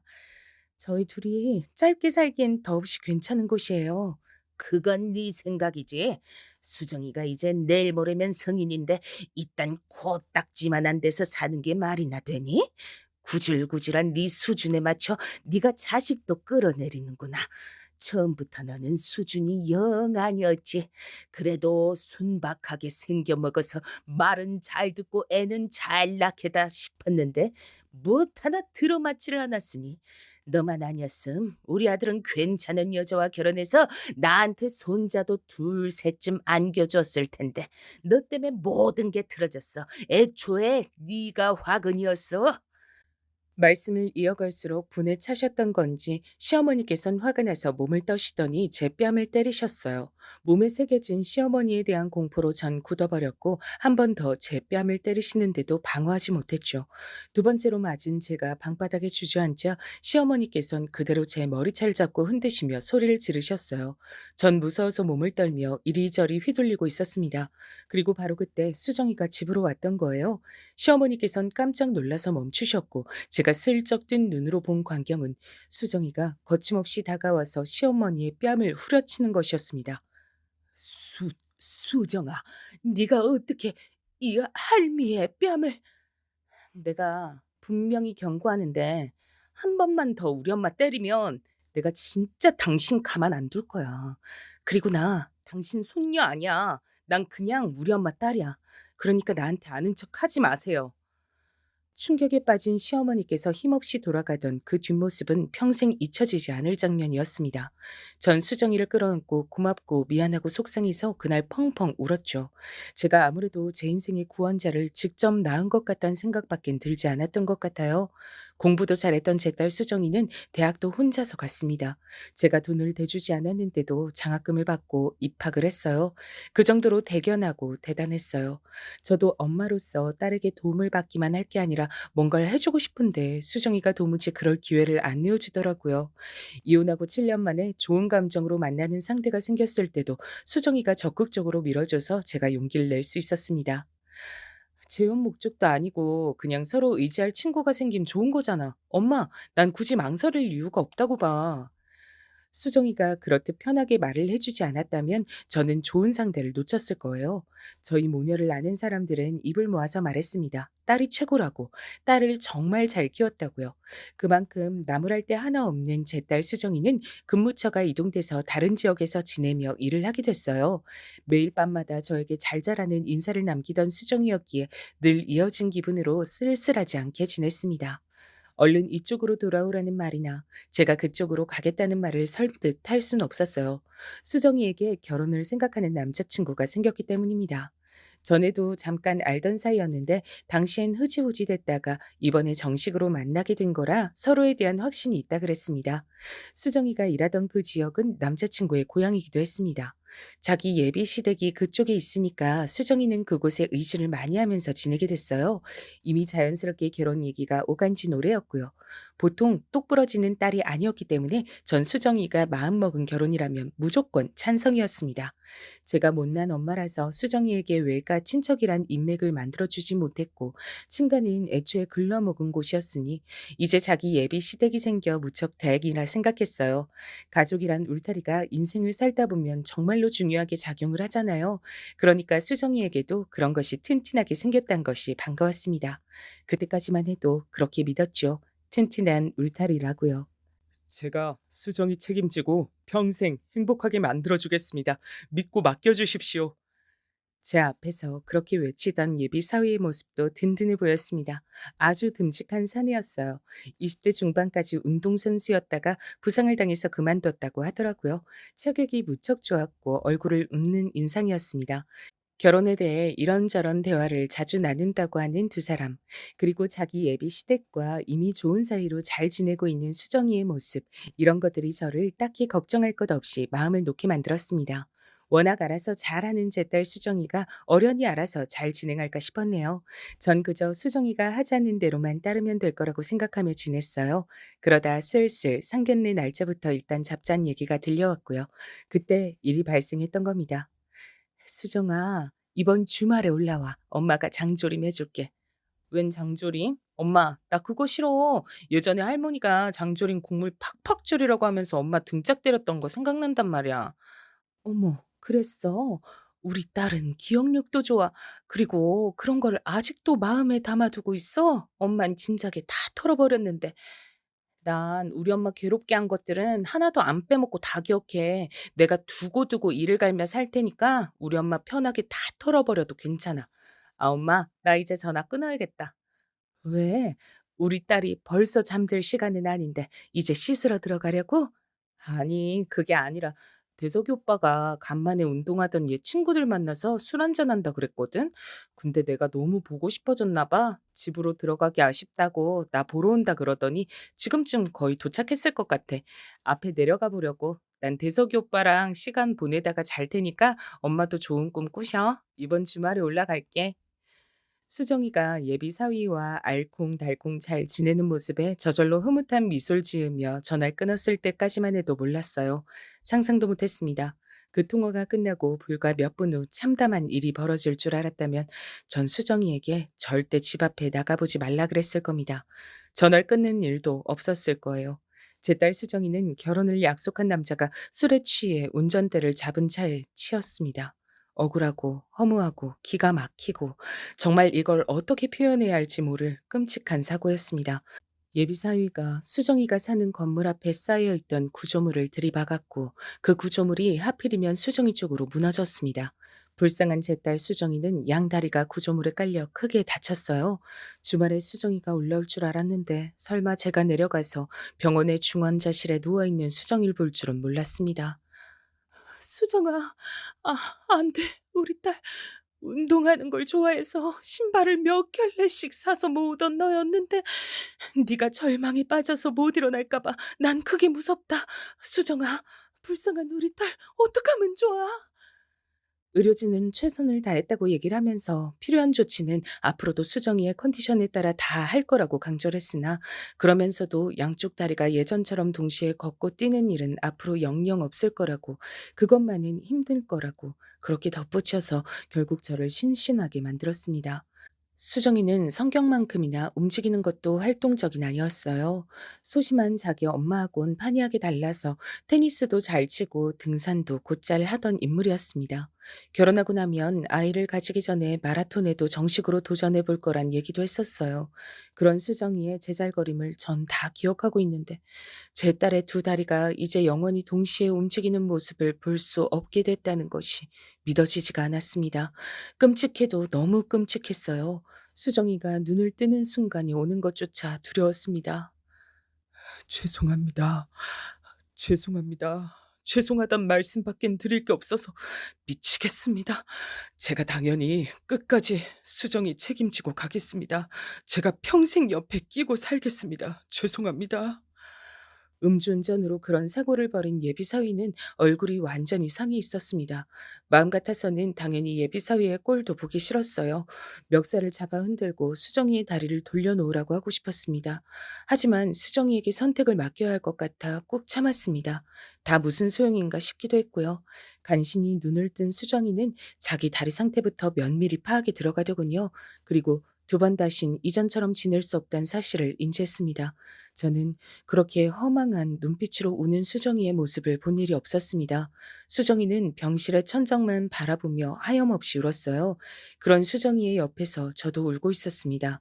그리고 저는 예비 사위가 수정이를 평생 책임지고 안고 가겠다는 입장을 밝혀왔다는 것도 상세히 알려줬죠. 예비 사위는 죄책감이 너무 고통스러워서 차마 병원에 발도 못 들이겠다고 하면서 수정이를 보러 오지 않은 상태였습니다. 수정이가 의식을 되찾았고 컨디션도 올라오고 있으니 예비사위가 이제 방문을 할 때가 됐다고 그렇게 생각을 하던 참이었어요. 수정이의 예비 시댁, 그러니까 저에겐 예비 사돈댁 사람들이 오더니 미친 소리를 늘어놨습니다. 죄송합니다. 수정이 너무나도 영특하고 좋은 아이예요. 저희도 잘 알아요. 하지만 자식 새끼가 우선입니다. 이런 결혼으로 우리 아들 발목을 잡게 할 순 없어요. 결혼은 없던 일로 했음 합니다. 저기, 이보세요. 제 딸은 한쪽 발목이 으스러졌는데 발목을 잡지 말란 소리를 어떻게 하시나요, 지금? 제가 옳게 들은 건지 헷갈릴 지경이네요.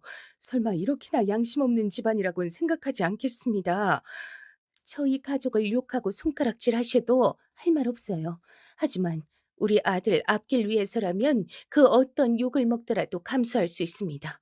저도 수정이가 너무 안 됐고 미안하지만 어쩔 수 없는 건 어쩔 수 없는 거예요. 우리 아들보다 우선일 순 없어요. 죄송합니다. 우리 아들이 멀쩡한 사람과 새로 인연 맺고 잘 살 수 있도록 그렇게 해주고 싶어요.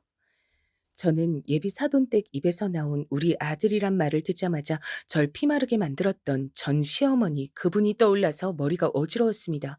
역겨운 기분이 들어서 당장이라도 헛구역질을 하고 싶은 걸 꾹 참고 간신히 입을 열었어요. 우리 불쌍한 수정이, 제 딸, 그쪽 잘난 아들께서 술 처먹고 운전만 하지 않았어도 이런 일 당하지 않았을 거예요. 그런 억울한 사고로 한쪽 다리는 완전히 제 기능을 상실하게 된 지 이제 2주일도 채 안 지났습니다. 그런데 제 앞에 와서 어떻게 그런 소리를 하세요? 사람이라면 그러시면 안 되죠. 그럴 순 없는 거죠.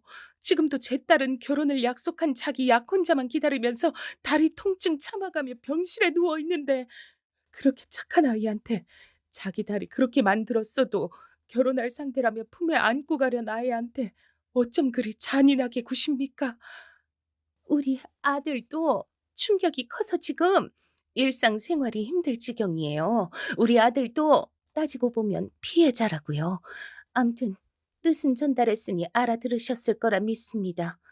이보세요. 이렇게 가시면 어떡하나요? 제 딸은 보고 가셔야죠. 왜?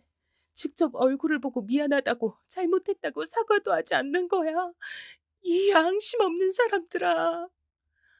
황급히 사라져간 예비 사돈댁의 뒷모습을 보며 제가 절망감에 울었습니다. 설마 예비 사위가 수정이가 깨어난 이후로 한 번도 병문안을 안 왔을 때부터 불안하긴 했으나 이럴 줄은 몰랐습니다.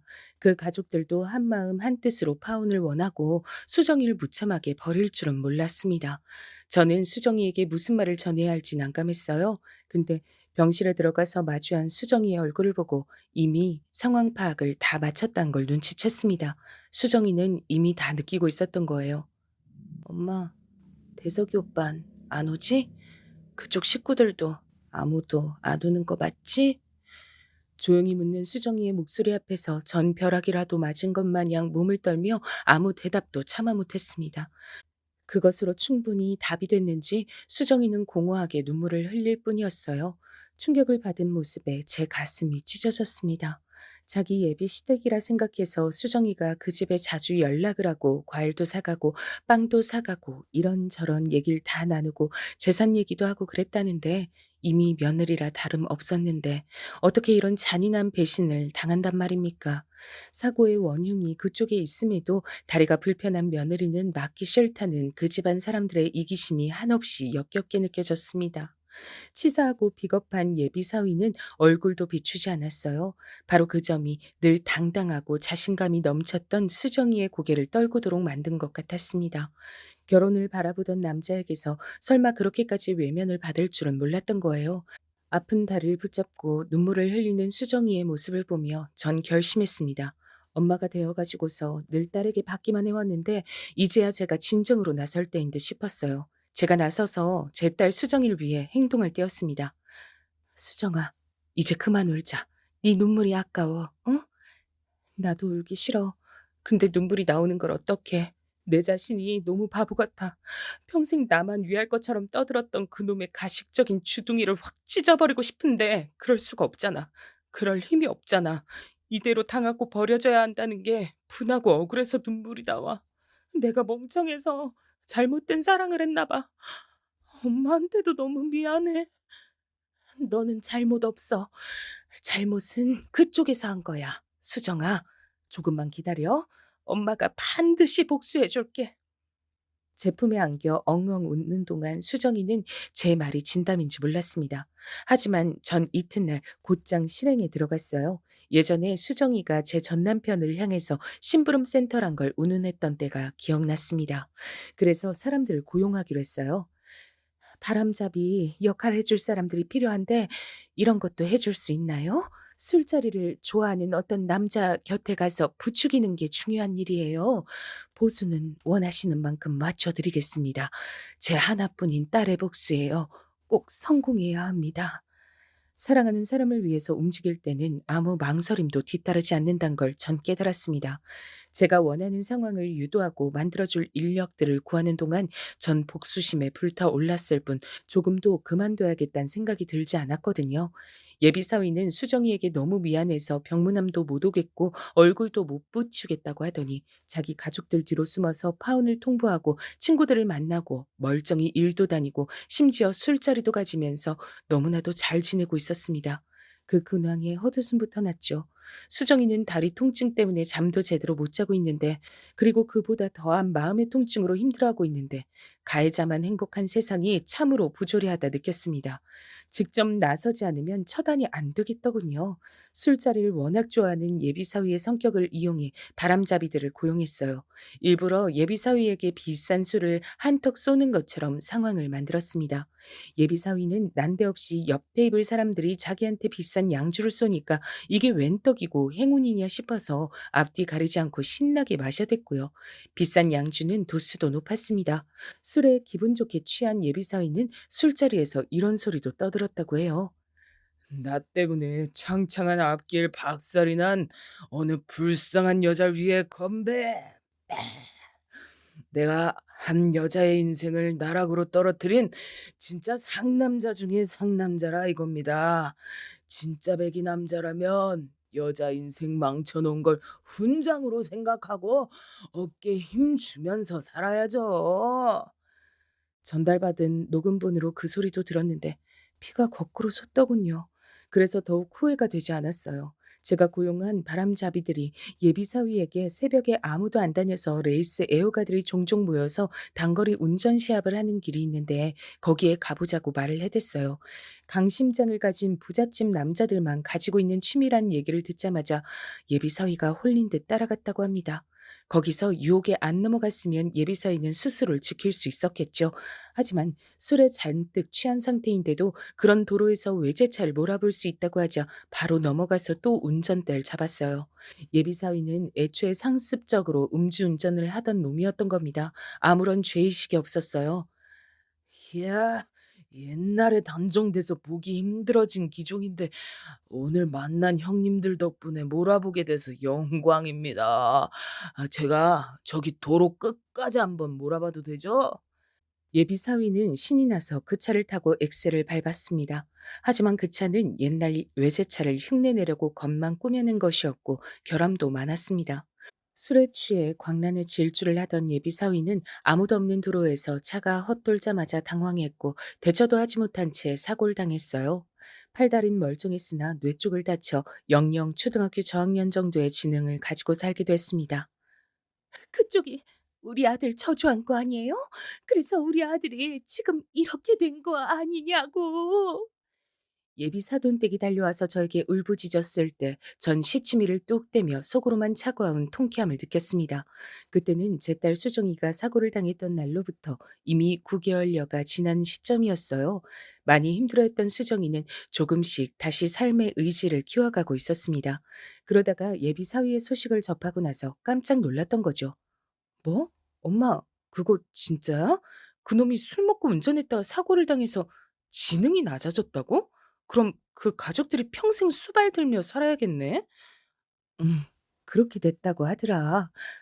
혹시 엄마가 날 위해 복수해 준 거야? 내가 무슨 수로 그렇게 했겠어.